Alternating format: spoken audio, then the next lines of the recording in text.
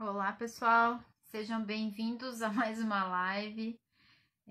Agora a gente vai falar sobre ansiedade infantil. Tô só esperando a psicóloga Roberta, daqui a pouquinho ela já deve estar por aqui. A gente vai falar sobre ansiedade infantil. Deixa eu só ver que ela tá me mandando mensagem. Vamos aguardar mais um pouquinho.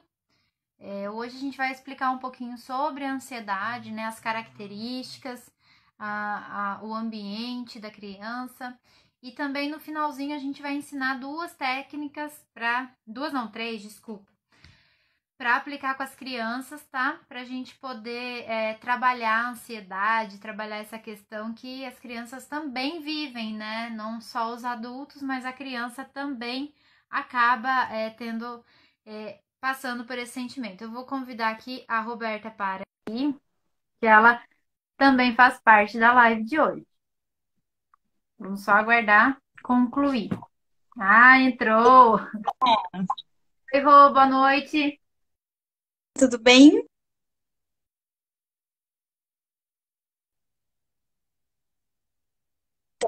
Aqui também. Agora sim, agora voltou. Tudo bem, Rô? Boa Bem noite. por aí. Boa noite. Então, tá bom. Eu estava aqui abrindo para o pessoal, né, falando que a gente vai explicar um pouquinho das características da ansiedade infantil, do ambiente Uhum. que a criança cresce também, o quanto isso é importante. E também que a gente vai ensinar três técnicas no final, para quem ficar até o final com a gente, né? A gente vai Isso. importante. Porque não só os adultos vivenciam essa realidade da ansiedade, né? As crianças também. E às vezes o adulto pensa que é frescura, pensa que não é nada demais, mas isso depois tem uma repercussão, né? Então, por isso que a Ou gente. até não entende, né? Eu ouvi recentemente de uma pessoa instruída, assim, que oferece uma boa educação, limite, acompanhamento para o filho. E ela falou: eu não sei o que está acontecendo com essa criança. Na pandemia ele oscila demais, ele não sabe identificar, e tem dia que ele está chorando, tem dia que ele está irritado, tem dia que ele está agressivo verbalmente, tem dia que ele está isolado. Então, essa mistura de emoções que às Sim, vezes é difícil identificar, principalmente para a criança, mas que a família também tem dificuldade, né? exato. Porque, assim, não é muito divulgado sobre ansiedade infantil, né? A gente fala muito sobre ansiedade, mas voltado para o público. Sim. Assim, até tem, mas é pouca coisa ainda, né? Então, acho legal a gente também trazer toda essa informação para os pais, né? Para os educadores, para quem tem criança em casa ou conhece alguém que tenha, né? Sim, quem trabalha com as crianças também, né? Tem alguns colegas que estão entrando aí, a Rebeca Rosic, por exemplo, é educadora infantil e vive esse dilema, né, constantemente aí. Sim, exatamente. Então, vamos lá, Rô. A gente preparou, né, numa sequência para a gente vai tentar abrir para perguntas. Na outra live que a gente fez juntas, a gente sim, extrapolou, né? Porque o Instagram ele acaba bloqueando a gente depois de uma hora, né? Então a gente vai tentar trazer o conteúdo, né? Tudo aquilo que a gente selecionou que é importante, e no final a gente Uhum. faz essas três técnicas, e depois a gente vai abrir para perguntas e tentar responder um pouquinho aí para o pessoal. Certo, Rô? É isso mesmo? Me corrija se eu Perfeito. Não, tá certíssimo, combinado. E acho que a ideia também, né, de a gente explicar que não é só que é no final para prender o público aqui, é o contrário, para que as pessoas entendam o que é e o porquê as técnicas vão ajudar. Mas é importante esclarecer, né, o que existe por trás desse tema tão pouco explorado, tão pouco divulgado. exatamente. O conhecimento é a parte mais rica, né? As técnicas elas vêm, Sim. né? Mas o conhecimento que a gente quer passar, por isso que a gente vai tentar aprender um pouquinho antes, para que vocês tenham o conteúdo necessário, né? Uhum. Vamos lá então, Rô. Play. Vamos. Play nesse jogo. Então, eu vou falar sobre as características, né, da ansiedade infantil.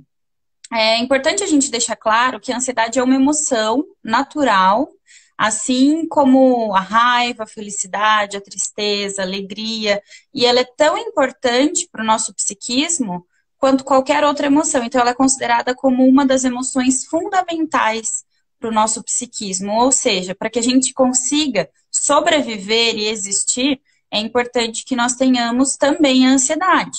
Só que a ansiedade é a nível normal, não a nível prejudicial ou patológico, né? Essa é a diferença. O que eu percebo muito hoje é que as pessoas elas tentam evitar as suas emoções, né? Porque é desconfortável sentir ansiedade, mas ela é Sim, importante. Se a gente entender a função dela na nossa vida, a gente consegue fazer as pazes, né, com esse julgamento que às vezes a gente acaba tendo com a emoção, para que ela se torne algo saudável. sim, isso mesmo. E a ansiedade está presente em todos os animais, né? Qualquer animal pode apresentar sintomas de ansiedade. E é muito comum, eu tenho a Belinha, né? Tenho uma filhinha pet de 4 patas, e em alguns momentos eu percebo a ansiedade dela, assim, o quanto parece a ansiedade de uma criança. A técnica com ela tem que ser a técnica com uma criança, por não entender o que está acontecendo no ambiente, por não compreender o que está gerando no organismo dela, né, essa emoção. E eu vejo que o principal disso é entender que para nós, né, seres humanos, como que funciona? Tem as causas mais comuns. Então, eu não trabalho com psicologia animal, trabalho com psicologia de humano. Eu tenho muito mais base para falar sobre isso. Da Belinha eu tenho base de experiência pessoal, né? Mas no nosso meio, do convívio entre as pessoas, é muito comum que as pessoas pensem que a ansiedade é só por herança genética, né? Você vai falar bastante sobre isso também, mas acho importante explicar que não são. A maioria dos casos de ansiedade infantil não são de natureza biológica, e sim de natureza psicológica, ou seja, elas surgem em função de várias situações, que você também vai explicar daqui para frente, mas acho que deixar claro que não é algo que a criança traz como inato, a não ser que ela tenha alguma outra patologia, alguma comorbidade. Caso contrário, isso é desenvolvido com o psiquismo dela. E algumas crianças apresentam isso desde bebezinhas. A gente vê aquela criança afobada para tudo, que não consegue esperar, que está sempre acelerada, que não consegue lidar com as diretrizes, com os limites. Muitas vezes acaba se limitando, limita os pais, mas sofre. Uhum, exatamente. E tudo isso está envolvido com o ambiente e a cultura que essa criança está inserida. Então, não é só a fala verbal, mas qualquer tipo de comunicação, de símbolo. Então, às vezes, essa criança demonstra ansiedade para comer, não para falar. Ela demonstra ansiedade com os amiguinhos, ela demonstra ansiedade na hora de dormir, ela demonstra ansiedade. Eu vou falar um pouquinho sobre as ansiedades mais comuns na infância, né? Quais são, mas é importante entender que não é porque a criança é uma criança aparentemente tranquila que ela não possa sofrer de ansiedade infantil. Uhum. Cada criança vai ter uma característica pessoal também, né? Além daquelas que a gente Isso. comum acontecer, tem também aquelas que acontece de forma individual em cada uma, né? Não tem E como a gente aí, e aí tem a ver com os valores, com as crenças, com tudo que essa criança está inserida. exatamente. Você ia falar mais alguma coisa?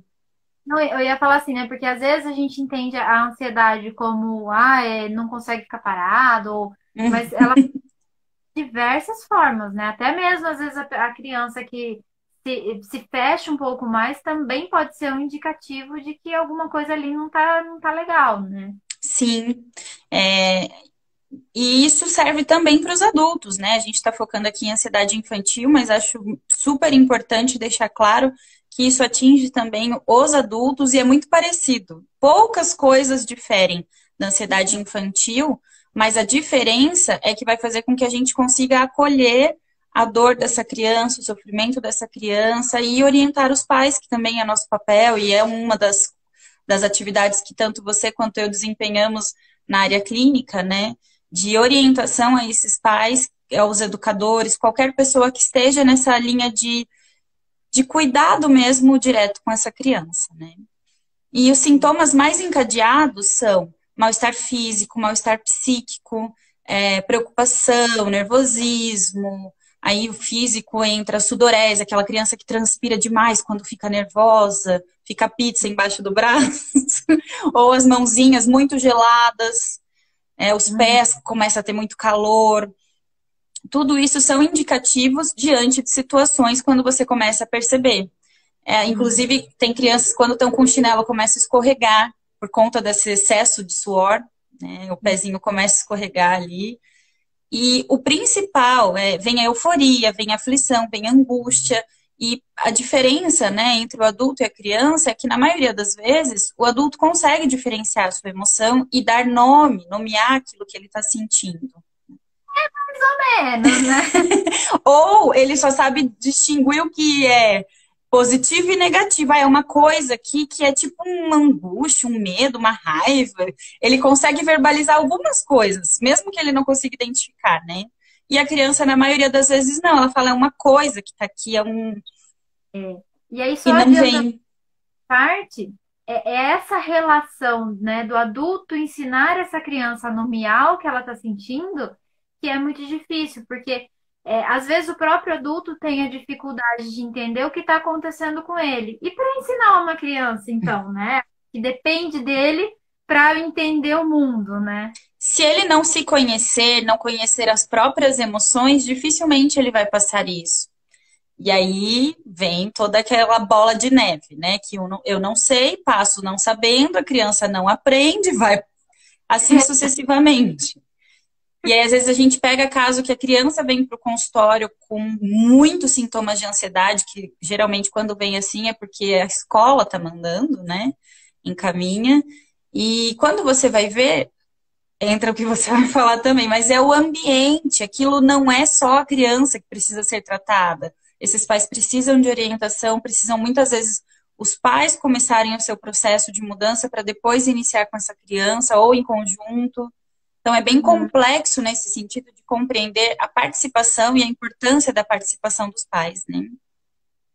E às vezes é nesse momento que a gente encontra maior resistência no tratamento infantil, né? Porque assim, os pais até entendem que as crianças precisam da ajuda, só que eles, Uhum, no momento em que essa ajuda precisa ser acessada a eles, né? De tipo, olha, agora é a sua vez, né? uhum. A gente encontra um impasse, que às vezes a criança desenvolveu tudo o que ela podia, foi até o limite dela, né? Agora, para ela continuar, precisa que os pais entrem juntos, né? E aí é onde a gente encontra, eu pelo menos, Roy, você pode falar da sua experiência, mas aqui é Sim. onde o maior impasse, né? É essa aceitação da ajuda dos pais no processo de terapia com as crianças.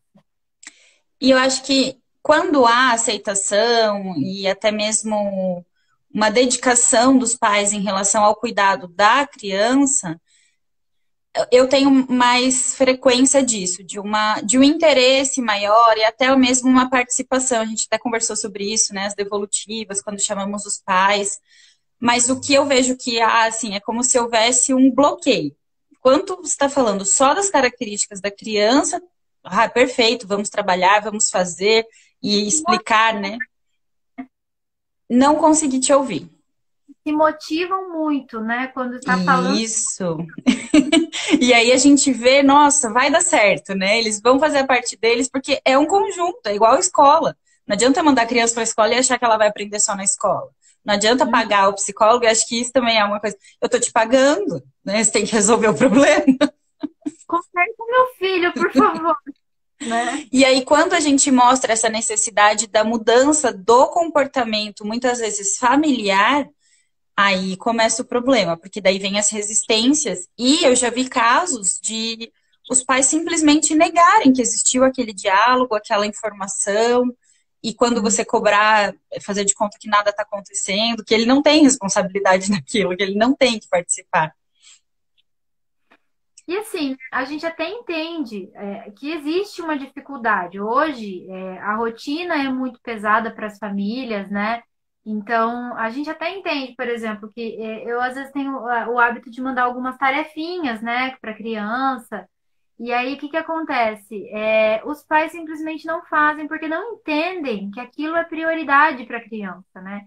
Tratam as Sim. prioridades deles, né? E deixam da criança, porque assim, ah, mas eu já trabalho, né? Então eu já compro tudo que ele precisa. E Ele a já gente fica estuda, por- já vai ter por- terapia, né? Então assim, porque geralmente as tarefas que a gente manda, eu também trabalho muito com tarefas, inclusive com as crianças.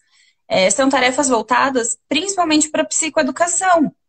Não uhum, só, eu tenho o caso de transtorno de aprendizagem, né, déficit de atenção, hiperatividade, mas não só para os transtornos específicos, mas psicoeducação de forma geral.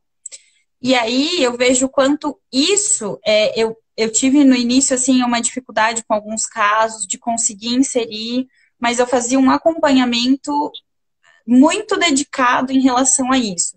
De pedir, daí os pais mandam foto, ó, ele tá fazendo, ó, tá ficando motivado. E aí trabalhar isso no consultório como realmente algo que é importante corrigir, não corrigir no sentido de notas, tarefas, mas confirmar que foi feito e validar aquilo para a criança, reforçar aquilo. Só que se só nós fazemos, os pais não conseguem cumprir o papel deles. E a criança uhum, não entende o valor daquilo. exatamente, porque se os pais que são os pais não estão validando, né? Por que que ela, que é criança, vai ter que validar, né? Sim. Ela faz porque a tia tá mandando, né? Mas qual que é a função exata, né? Porque daí ela não vê Uhum. o ambiente, ela não vê que as pessoas ao redor dela estão preocupadas em mudar aquilo, ela acaba tendo algumas regressões também dentro do processo, né? Sim. E o agravante é que a ansiedade é um dos tipos mais comuns de transtorno psicológico que afeta milhões de pessoas em todo o mundo, em todas as fases da vida. E aí, Uhum, é isso que a gente está falando, né? Não é só no caso da criança. Só que essa criança vai se tornar adulta um dia. E se ela tem esse transtorno na infância, ela vai levar isso ao longo da vida dela se não for tratado. E aí uhum, traz mais prejuízos ainda, porque é algo que ela entende como natural ser ansiosa, porque ela sempre foi assim. exato, né?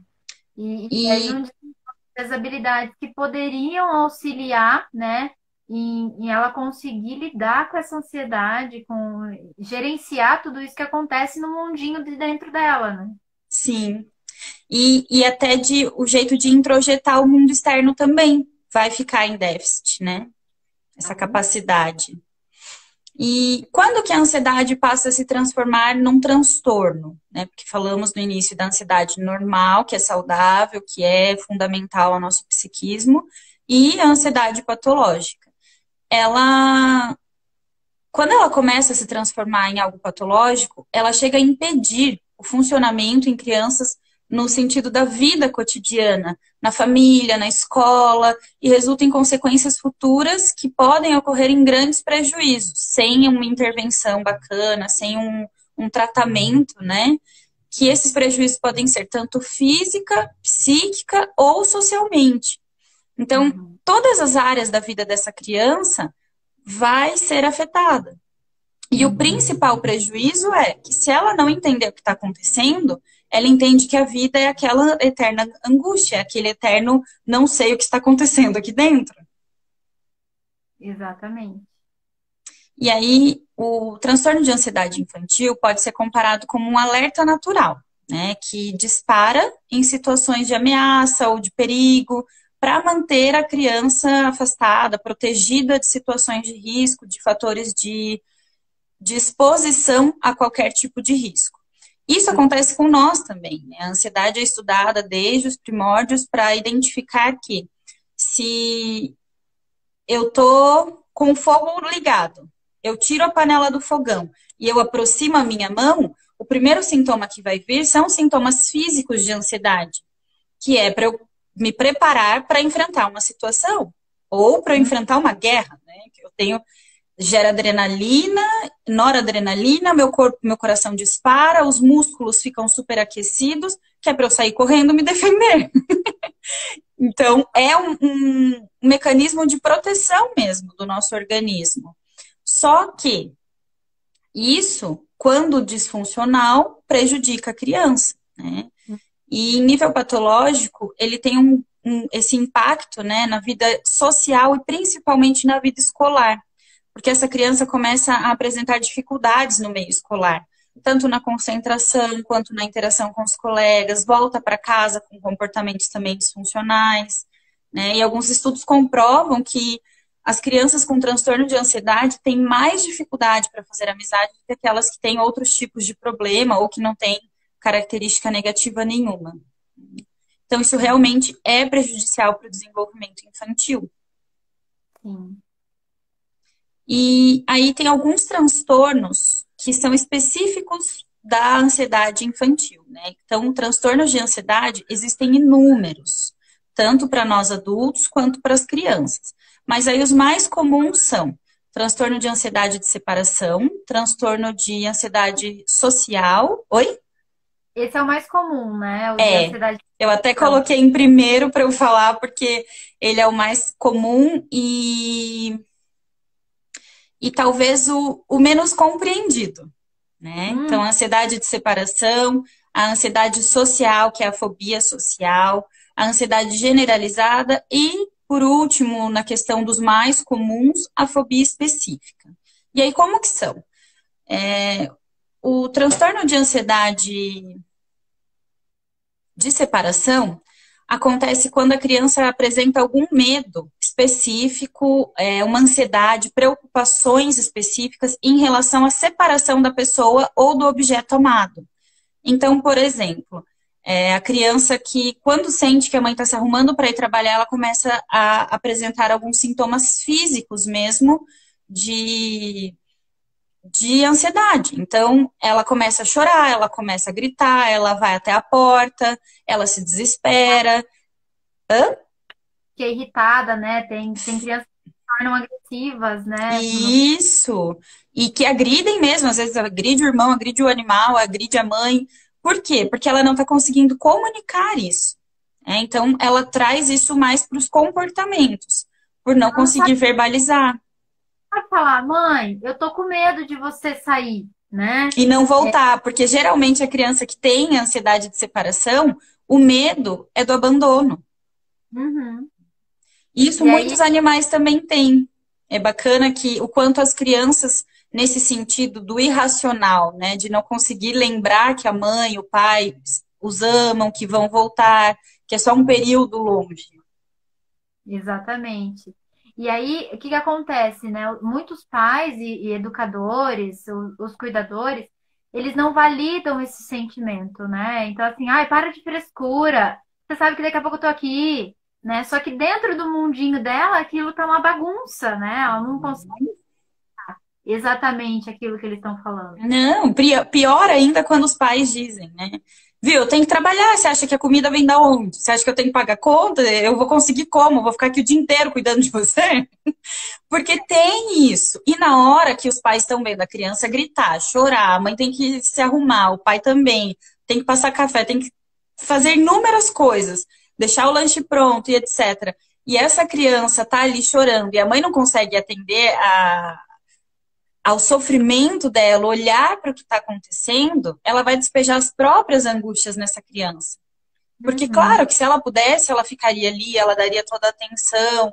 E esse pai, né, seria tão participativo quanto também acolheria a dor dessa criança. Mas na maioria das vezes, esses pais estão tão no automático que eles não estão conseguindo olhar para essa emoção da criança. Eles só querem saber de ir, não se atrasar, porque é isso que importa.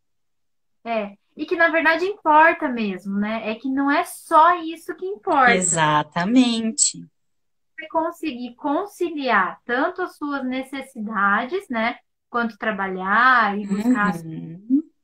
também olhar. Porque eu costumo falar assim, a criança ela não precisa da quantidade, ela precisa da qualidade desse vínculo, né? Então, Perfeito.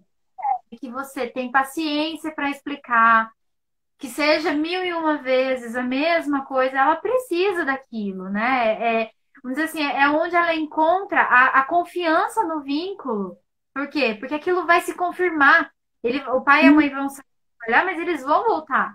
Mesmo que ela tenha ficado com aquele medo, que aí ela precisa gerenciar, mas aquilo vai validar, entendeu? E a dor dela, o sofrimento dela foi acolhida pelos pais, né? Sim. E para os pais também, porque é muito pior quando esse pai, mãe, né, sai revoltado com a criança, com a situação, perturbado com tudo que aconteceu para ir para o trabalho. Então, é muito importante, antes de fazer aquilo que é essencial também, conseguir dar conta do que está acontecendo naquele momento, para É. conseguir ter o restante do dia com qualidade também, né? E quando retornar, isso não se tornar algo negativo, porque geralmente a criança que apresenta ansiedade de separação, quando os pais retornam, ela apresenta os mesmos comportamentos. Então, é na saída e na chegada. Então, isso se Uhum. torna sempre algo muito cansativo, né? Os pais saem com pressa e voltam cansados. E aí tem um monte de atividades para fazer. A Então, criança não tem, né, às vezes chorando, agredindo, enfim, né? Da maneira com que sim, expressar. E que aí, o ela que está que acontece? conseguindo lidar, né? Então, e daí vai acumulando um monte de emoções dos pais, aí também já tem aquela dificuldade de separar o que é deles e o que é da criança, né? Vai virando uma Sim. neve e cada vez que esses pais chegam em casa no final do dia é muito mais cansativo, né? O que piora ainda mais essa relação, de certa forma. Sim. Tem uma perguntinha aqui da Mariana, que eu acho que entra exatamente agora, que eu acho que dá para a gente responder, não deixar para o final, porque é bem o que estamos falando. Qual seria a melhor reação da mãe para amenizar esse sentimento da criança? Da ansiedade de separação, da angústia, da saída. Uhum. É, quer responder? O que é que eu respondo? Eu acrescento também, vamos nós duas. Tá. Então, qual seria o melhor? Primeiro, olhar para essa criança e tentar entender o que ela está sentindo. Tentar trazer através da fala. Se essa criança tem mais de 3 anos, fica mais fácil, né? Através da fala, essa comunicação. Se não, tentar entender o que fisicamente ela está sentindo, porque ela vai demonstrar. E se ela conseguir verbalizar ou expressar de alguma maneira simbólica que o que ela está sentindo é vontade de ficar perto, é saudade, mesmo antes de você ter saído, ou é estar o tempo todo colada em você, porque a criança quer isso quando apresenta ansiedade de separação. É mostrar que não se pode ficar o tempo todo perto das pessoas que a gente ama, a gente não pode passar o dia todo junto, né, com os pais, porque cada um tem suas tarefas, por mais que agora eles não estejam tendo aulas, mas que vocês, pais, têm que sair para trabalhar, têm que fazer as atividades de vocês, e que isso é tão importante quanto voltar e poder brincar, e aí quando você voltar, combinar, né? Então, olha, quando a mamãe chegar, quando o papai chegar, nós vamos fazer o que você quer fazer. A gente pode fazer uma brincadeira muito legal hoje à noite, então a gente pode fazer tal coisa, ou a gente pode assistir um desenho legal e fazer isso com a criança depois de ter esse combinado. O mais importante de tudo é que quando consiga ter esse combinado, esse diálogo, vocês pais consigam cumprir isso. Porque aí a criança sente que aquilo é real e tende a diminuir o sentimento da ansiedade, porque ela vai lembrar daquilo, não. Meu pai, minha mãe falou que ia voltar e ele voltou e fez o que ele falou para mim que ia fazer. Exatamente. Isso fortalece ainda mais, né, a confiança da criança. Uma Sim, e ajuda ela a entender, né? é uma atividade que geralmente eu passo para os pais que trazem essa questão. Pedir, aí a criança tem que ser um pouquinho maior, né, para poder fazer o desenho, mas fazer um desenho bonito para mostrar para o papai e para a mamãe quando eles voltarem, entendeu? Então, Isso. uma tarefa para a criança indicando que você vai voltar, né? Então, essa criança ela vai se empenhar ao máximo para fazer, porque ela sabe Uhum. que o papai ou a mamãe chegar, vai estar lá, eles vão ver e vão elogiar, e aí sim, os pais precisam participar e validar essa ação, porque a criança conseguiu dar conta de passar o dia longe e ainda fez a atividade pedida, né? De cumprir o combinado, né? É importante que os dois consigam cumprir, tanto os pais quanto as crianças. E eu acho que isso realmente é no dia a dia, porque antes de sair é o diálogo. Então aquilo começou a acontecer, não deixa para conversar quando voltar, porque a criança não vai passar o dia todo sem entender. Uhum, exatamente. E aí, dando continuidade, né, sobre a ansiedade social, a fobia social. É até um termo um pouco utilizado, ansiedade social, é mais falado sobre fobia, né? Mas é um termo correto, tecnicamente, a ansiedade social, que é o medo persistente relacionado a qualquer tipo de estímulo social. Então, o medo, a angústia, desconforto, muito excessivo, né? Aquela criança que está andando na barra da perna do pai, da mãe, que não consegue interagir com outras pessoas, quando tem muita gente começa a chorar. E aí, claro, crianças que têm outros transtornos, como autismo, por exemplo, vão apresentar isso com uma enorme facilidade, porque aí é algo que também está presente no transtorno, né? Exatamente. E assim, mas ficar sempre atento, né? Porque em alguns casos não vai ser algo mais delicado do que o transtorno da ansiedade social, né? Mas ficar atento porque a gente conhece a criança, né? Os pais, principalmente, por estarem ali convivendo, conhecem o funcionamento Uhum. pequeno, né? Então, se de repente algo começa a não ser como esperado, já é um indicativo de que alguma coisa não tá legal e que precisa ter um olhar de cuidado, né? Sim, exatamente.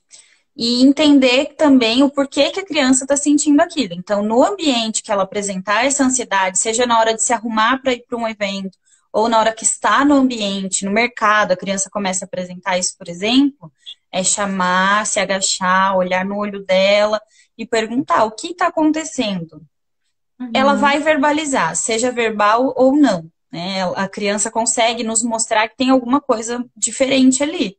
E aí, tentar esse diálogo até compreender e utilizar as nossas técnicas, né? Porque assim, é aquele negócio, né? A forma com que a gente se relaciona com a criança é o que vai fortalecer o mundo interno dela. Então, assim, os pais, né, já entrando um pouquinho no meu, na minha parte, né? Sim. Os pais, eles são, na verdade, os modelos para a criança. Então, se esses pais não sabem ouvir, não sabem validar, não sabem compreender essa criança, para ela vai ficar tudo muito confuso, ela se sente perdida dentro do mundinho dela mesmo, né? Uhum. Pais inicialmente são como se fosse uma extensão dessa criança, né? Eles é que respondem por ela. Ela sozinha, ela não é responsável por si. Então, ela depende do olhar dos pais. E se esses pais não validam, essa visão de mundo que a criança vai desenvolver fica distorcida, né? Essa angústia Sim. que ela não sabe dar nome, essa tristeza que às vezes ela não sabe dar nome, ela não sabe por que que ela está irritada. Então ela vai se perdendo dentro de si num processo que é muito importante para esse desenvolvimento. E depois aí, o que que ela acontece? Ela chega no mundo adulto, o mundo adulto não vai ser tão carinhoso que nem em casa, né? Vai ser ainda mais difícil, porque você vai ter uma intolerância maior a algumas coisas. Então, a gente tem que tomar. Principalmente na adolescência, né? Que é quando vai fazer essa transição da infância para a adolescência, e a incompreensão dos adolescentes é algo muito prejudicial para quem não consegue lidar com isso. Exatamente. E eu costumo dizer que a adolescência é o período mais delicado da nossa vida. Porque é essa transição, e essa transição a gente tem que entender que ela é a mais importante na nossa formação, né? Porque é ali que a gente passa Sim, angústias, os maiores sofrimentos emocionais é nesse período. Não que em outros momentos a gente não tenha, mas na adolescência eles são muito importantes porque eles acabam sendo um start para os traumas, para as dificuldades que a gente tem, né, para os complexos. Então, é nessa transição, né? Então, a sim, gente uma criança bem desenvolvida, com pais que acolhem, com pais que são presentes na vida dessa criança, ela tende a ser um adulto muito mais saudável emocionalmente. E aí eu sempre lembro, não quer dizer que não vai sofrer, vai isso. tarde, né? Vai saber, vai ter desenvolvido nela recursos internos para entender a situação, né? Por Uhum. quê? Desenvolvida, né? Então a gente tem que investir nessa relação e os pais precisam entender a importância que eles têm, os pais, os cuidadores, quem tiver na função de cuidar da criança, que a maneira com que ele se relaciona com ela vai ter um reflexo muito grande na vida, né? É a Sim, partir daí essa saúde emocional vai acontecer, ou não, né? Exatamente, porque o contrário também é tão impactante quanto, né? Tanto no Uhum. sentido de compreender, acolher e buscar ajuda, como de não fazer nada. Exatamente. Então, E- pode Pode falar. falar. Não, pode falar. Questão das características, assim, né? De pais que são muito rígidos, tem pais que são negligentes, tem pais que são autoritários demais, né? Então a gente tem que tomar cuidado porque todos os perfis, eles podem ser, como você falou, são muito impactantes, vão gerar reações nessa criança, né? Vão. Sim, E aí a questão é de você ter um olhar de cuidado com o seu filho e ser presente, estar presente, né? Não quer dizer que você vai tirar todo o sofrimento do seu filho, não. Mas ele vai entender que ali ele tem um porto seguro que está indicando para ele como enfrentar a vida e como enfrentar essas emoções que ele está sentindo ali dentro. sim, muito legal. E aí, só concluindo, né, a ansiedade generalizada é quando a criança apresenta excessivas e múltiplas preocupações. Então, é um transtorno é, que é muito mais comum em adulto, mas a criança pode apresentar também. Então, não é algo específico, é qualquer coisa ou múltiplas coisas que podem deixar ela ansiosa. E a fobia específica, que é o medo, a ansiedade que está circunscrito a presença de uma situação ou de um objeto específico, que pode ser denominado como um estímulo fóbico. Então, por exemplo, medo de aranha é um medo específico, aracnofobia, medo de água, agorafobia, são medos de situações ou objetos específicos que aí a gente também precisa entender a simbologia disso para essa criança, o que está por trás disso, quando começou, fazer toda essa investigação desse trabalho clínico, né, que nós fazemos, e trabalhar essa questão junto aos pais. Uhum, exatamente. E entender para essa criança, né, qual que é o sentido do porquê do medo, né? Como foi desenvolvido esse medo. Isso. Bastante. E aí, assim, né? Na verdade, a gente já falou de quase tudo que eu tinha anotado. Sim, e que bom, porque o nosso tempo está correndo. Eu não sei se você viu. Ia falar isso. A gente já está com 40 minutos de live, Roberto. Eu não sei, a gente precisa dar um jeito no Instagram dele liberar pelo menos 1 hora e meia para nós. Precisa de mais tempo, não é possível. Então, gente deixar, então, entender que a importância da relação com as crianças, né? Que a sua relação com a criança sempre vai ser a mais importante da vida dela. Então, tentar Uhum. qualidade. A criança, eu volto a repetir, ela não precisa de quantidade, ela precisa que o vínculo seja de qualidade, tá? E a maneira com que os pais, né, enfrentam as situações, os conflitos, as próprias emoções, vai refletir também nessa criança. Então, se de repente o psicólogo fala para o pai e para a mãe, vai buscar ajuda, por favor, vai buscar ajuda, né? Por quê? Sim, Importante, né? Isso é um reflexo. A criança, ela é inteiramente um reflexo de como a família se comporta, tá? Então, ouça as orientações, de preferência, tenta seguir. A gente sabe o quanto é apertado o tempo, a gente sabe o quanto é corrido hoje, né? Mas esse tempo de qualidade com a criança precisa, e para você também entender como são os seus funcionamentos para que você também possa passar essa informação adiante, certo? isso E as mesmo. expectativas, né, do que eu espero para meu filho, do que eu quero, isso também é um impacto grande na ansiedade, porque é aquele negócio, né? Os pais, eles já, quando a criança está sendo gerada, já é criado um monte de expectativa em cima dela, né? E Inclusive aí que ela será perfeita, né? ela será entender que não, né? Que a criança é um ser humano que tem as suas dificuldades e as suas limitações, assim como qualquer outra pessoa, né? Não é porque é Sim. filho é livre de todo defeito. Não, pelo contrário. Ali você vai encontrar os maiores defeitos, né? Muitas vezes porque você também se vê naquela criança, né? Gente, então por isso da importância de você também buscar ajuda quando for indicado pelo profissional que acompanha o filho. Sim. Certo? que era essa Certo. a informação que a gente queria passar, né?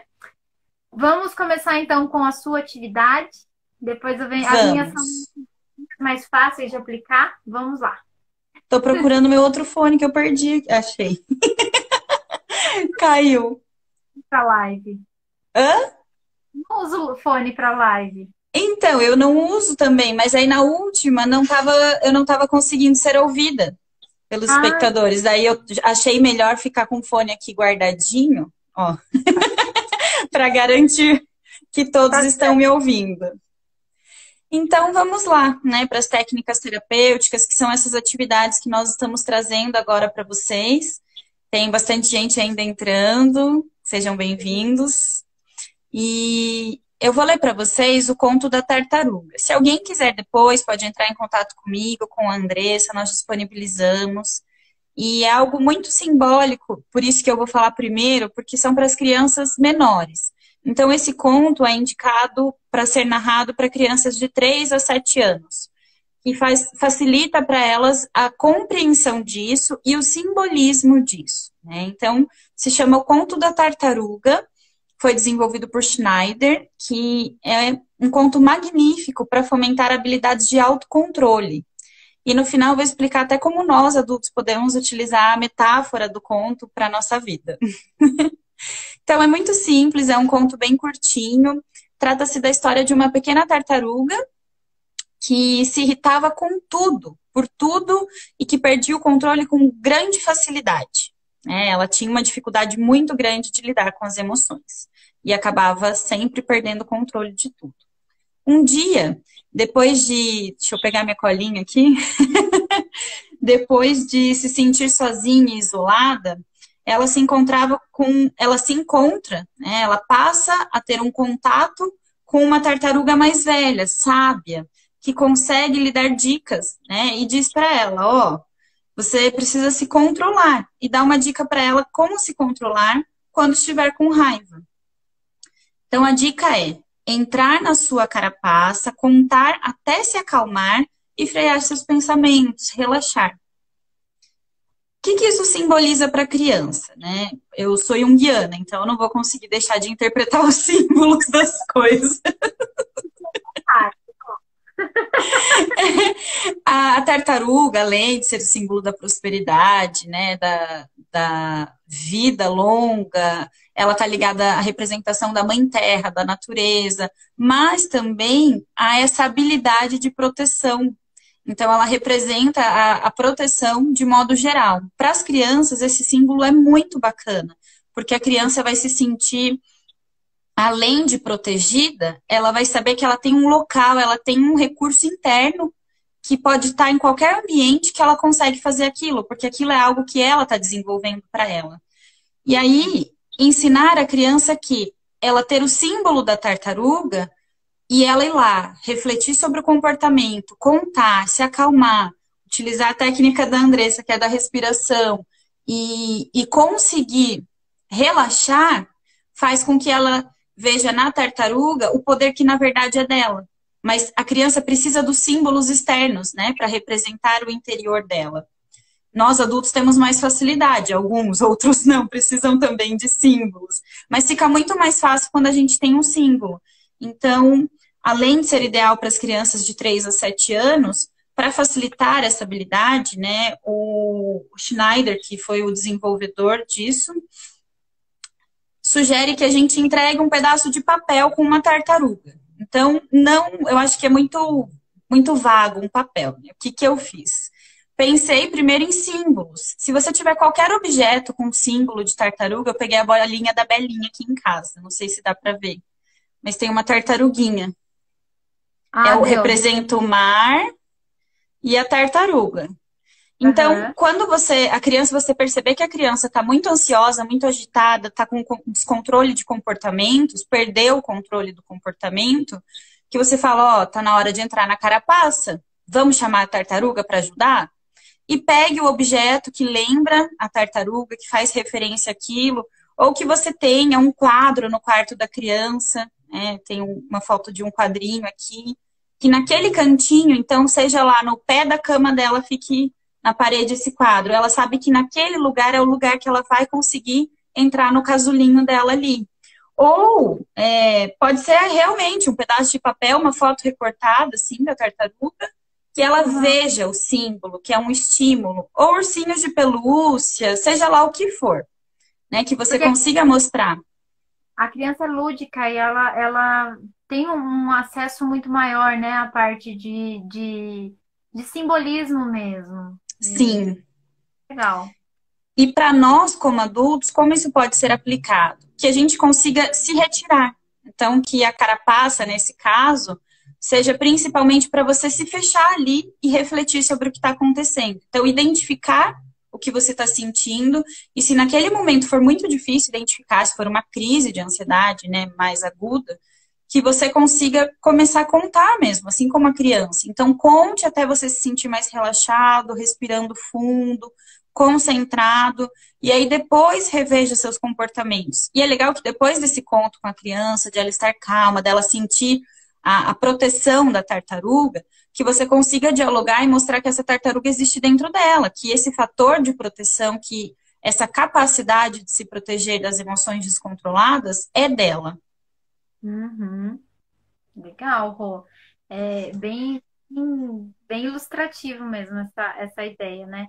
Sim. E tá sempre a respiração junto, né? E aí a gente pode utilizar tanto a respiração que eu vou aplicar agora, né? Que eu vou ensinar, que é simplesinha de tudo, mas que pode fazer diferença.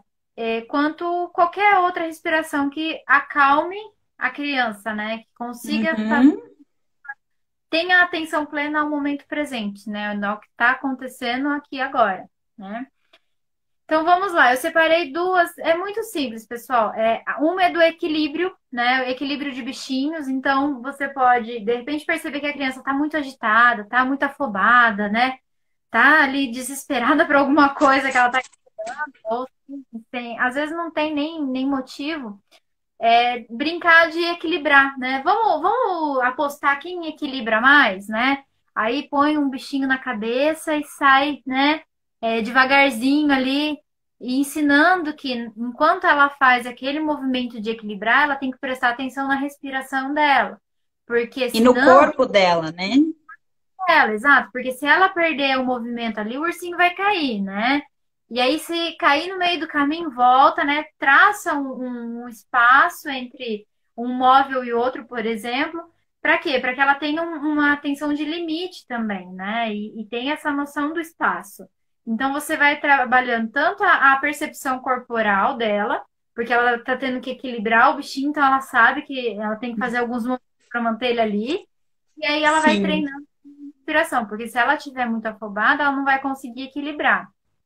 E aí, se ela não estiver conseguindo, você ensina ela a se acalmar, né? Explica a importância dela respirar com calma, que ela vai conseguir. E não desistir até que ela consiga, né? Vai chegar um momento em que ela Isso. dá conta. E a outra é da respiração do leão, né? Que essa eu vou ter que fazer, né? Me desculpe. Então, Vai, nos ensina aí. vai ensinar a criança a inspirar e encher a barriga, né? Até onde puder estufar o máximo e depois soltar o rugido do leão. Vai maneira de expirar que vai ajudar a criança a equilibrar ali a sua emoção, a sua respiração, né? Então, Uhum. fala assim, vamos imitar o leão? Você pode usar até às vezes como a técnica da tartaruga, por exemplo, né? Isso. Ali, ó, vamos chamar o leãozinho para ajudar a gente a respirar, né? E aí você inspira, puxa todo o ar, e aí solta o rugido do leão junto com a criança, né? Ela vai se divertir e, ao mesmo tempo, ela vai tomando consciência de si e vai percebendo, né? Não precisa nem ficar falando, ela vai perceber que o corpinho dela vai acalmar, né? Vai trazer uma Sim. serenidade. Então, isso vai Vai reforçar. relaxando, né? Exatamente, então ela vai se sentindo mais confortável também. E aí, toda vez que ela lembrar que ela tá ansiosa, ela fala assim: ah, eu vou fazer o leão, né? Vou brincar com o leão. E automaticamente a criança vai mesmo, né? Até atrás do porque meu. eles, assim como nós, eles vão lembrar daquilo que deu certo numa outra situação de ansiedade. Então, É, aquilo vai ficar muito mais fácil para ela de memorizar uma técnica, né? Claro que a criança não vai entender como uma técnica, mas uma solução. uhum. A Silmara está perguntando se tem um tempo para essa técnica. É você perceber que a criança acalmou, né? Uhum. Num período, mas você perceber que ela deu uma acalmada, que ela conseguiu voltar um pouquinho para a normalidade dela, né? Porque já é o que é o esperado dela, aí você não precisa ficar forçando além disso. E acho que é Mas tem. levar mesmo como uma brincadeira, até você ver que o foco dela saiu daquele estímulo aversivo para outras coisas que são divertidas. Exatamente, né? Bom, pessoal, eram essas três técnicas. Eu acho que não vai dar tempo da gente responder Tem perguntas. só uma perguntinha que eu vi lá em cima, que é da Kiara. Ela mandou duas vezes. Então, e se a criança saber que os pais vão voltar, mas ainda estiver saudade? A Kiara tem 10 anos. Então, Ah, acho que é entendi. bacana responder, né, na linguagem que ela entenda. Legal, Kiara. Sabe que, ó, né, o que que a gente pode falar? Pede alguma coisa emprestado do papai e da mamãe, né? Alguma coisa que você sabe que eles gostam, de repente um brinco, um lacinho de cabelo, uma blusa, um cachecol, alguma coisa que represente o papai ou a mamãe, e aí você fica junto com você, a hora que eles chegarem, você devolve para eles, né? Essa é Isso. uma das formas que eu costumo ensinar para as crianças lá no consultório. Aí entra também a questão de tentar controlar as emoções, que a técnica da tartaruga, mesmo você já tendo 10 anos, que funciona, porque você vai Hum, conseguir controlar o que você está sentindo e entender que a saudade não existe um tempo, né? Então não é passar o dia inteiro com o pai ou com a mãe que vai fazer com que diminua a sua saudade, mas sim o quanto vocês ficarem juntos, a produtividade que isso vai ter, o quanto vai ser prazeroso, o quanto vocês vão conseguir aproveitar. Então, mesmo que eles fiquem muito tempo sem te ver, né? Horas, dias, talvez, em caso de crianças que têm os pais separados, que você consiga entender que quando chegar aquele momento vai ser algo muito legal.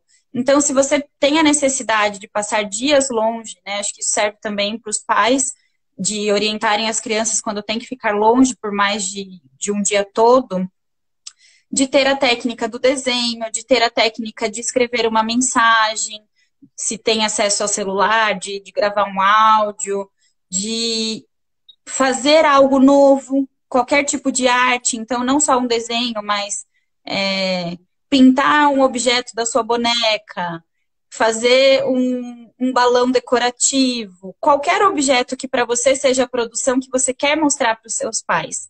Isso também ajuda, né? sim, fazer cartinha, né, também, para quando eles chegarem, né? Então, Isso. que nem a Rô tá falando, a gente não tem como se livrar da saudade. A gente sente saudade das pessoas que a gente ama, isso é natural, né? E aí, quando Sim. assim, né? A gente pode também ter fotinhos guardadas junto com a gente, né? Para quando der aquela saudade muito grande, você olha aquela fotinho ali que tá do seu lado, né? Então, tem várias coisinhas que a gente pode fazer, mas entender que sentir saudade é natural, né? Sim. Então, acho que respondeu sua pergunta, Kiara. E acho importante a gente também deixar claro, né, de que nós oferecemos trabalho de orientação aos pais e que isso é importante ser auxiliado, ser buscado ajuda, porque os pais não vêm com manual de instruções, os filhos também não. É realmente descobrindo, entendendo, desenvolvendo, utilizando técnicas, aprimorando conhecimento. E nosso papel aqui é para que esses recursos ajudem vocês na educação, na criação dos seus filhos e que principalmente vocês e as crianças tenham mais qualidade de vida, né? Em relação às emoções, principalmente. Exatamente, que é o mais importante, né? A gente ter um amadurecimento emocional, é o mais importante de. Uhum. E o resto a gente consegue. Tendo maturidade emocional, parece que tudo fica. Não é que não vai ser difícil, né? Mas você consegue ter um recurso muito maior para enfrentar e gerenciar tudo isso. né? Sim. Bom, eu acho que é bom a gente Agradecer, né? falar muito obrigada a participação de vocês. É muito gostoso poder passar e dividir um pouquinho de conhecimento com vocês e que possa agregar, né? Semana que vem a gente vai fazer uma live também, né, Rô? Vamos dar Na spoiler. a gente vai fazer uma oficina, né? De Isso. infantil. Então, não percam. A gente vai trazer mais técnicas ainda, né? E vamos ajudar vocês a lidar aí com essa questão da ansiedade infantil. Mas tem que participar com a gente, né? Isso aí. E Vai acho ser na que 9. isso mesmo. E acho que é importante também lembrar que tudo isso é uma construção. Então, quanto mais vocês se engajam e vão aprendendo a lidar com a situação da ansiedade infantil, mais resultados vocês vão ter, né? E nós estamos aqui também para ajudar. Faço um desafio para vocês que fizerem tanto o conto da tartaruga quanto o equilíbrio, né? O jogo do equilíbrio e a respiração do leão. Se vocês se sentirem à vontade, a criança também, que mandem foto, que mandem vídeo, compartilhem com a gente, né? Vamos manter o sigilo, claro, mas que isso seja dividido para que vocês consigam fazer. Exatamente, né? É um treino para vocês e a gente vai ficar muito feliz de que vocês compartilhem isso com a gente, né? Isso. Certo, então, pessoal, um beijo para vocês, um beijo, Rô. Muito obrigada de vocês estarem comigo agora toda terça-feira, tá? Toda terça às 9. Obrigada, pessoal. Muito obrigada, Dê, pela parceria. Tô amando. Obrigada pelos comentários, a participação, a presença de todos vocês. Está sendo algo muito positivo para nós, né? Nós fizemos uma primeira live sem grandes expectativas, tivemos tanto sucesso que agora firmamos essa parceria semanal aqui. Exatamente, né? Mas eu tô apaixonada, já tem um monte de ideias no caminho. Vocês não vão se arrepender de continuar acompanhando a gente. Isso aí. Nos sigam. Sigam, gente. Um beijo, boa noite para todo mundo. Até semana que vem. Até. Tchau. Beijo. Tchau, tchau.